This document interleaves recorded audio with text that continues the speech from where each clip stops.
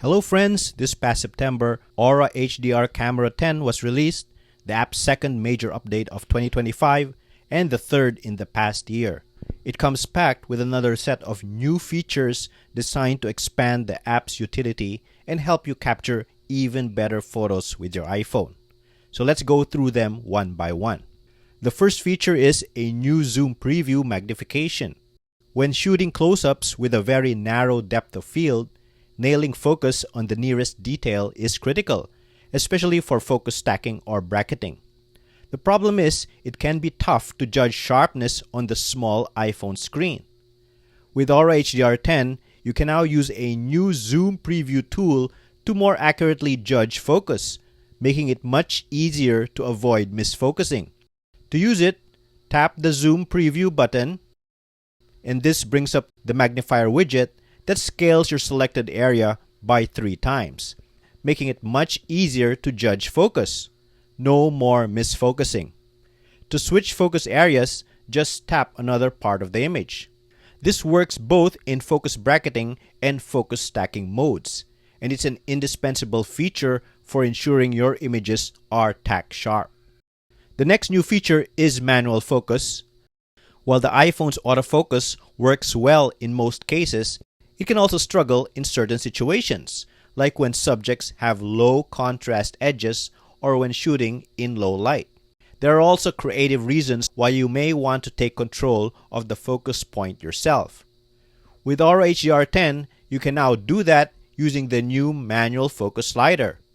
To use it, simply drag the slider to adjust focus, and with a built-in magnifier, it's now much easier to judge sharpness even when focusing manually.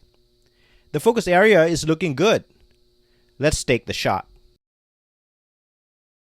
So here's the before and the after. The third new feature is exposure compensation. With AuraHDR 10, you now have full creative control over exposure, and it's very straightforward to use. To access it, tap the exposure compensation button. This opens a list of values.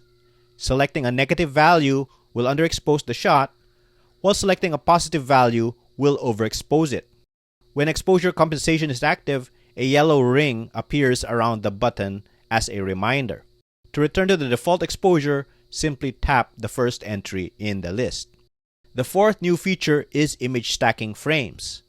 This allows you to capture multiple shots of the same exposure, and it works with both RAW and JPEG. Stacking frames is especially useful for reducing noise in night photography shots or for creating long exposure effects like silky water or light trails. To use it, go to either RAW HDR bracketing or RAW JPEG bracketing mode, tap the context menu, and select stacking. This lets you take up to 7 frames of the same exposure. Once you capture the shot, all 7 raw images are saved directly to your photo library. So there you have it, 4 brand new features in AuraHDR Camera 10.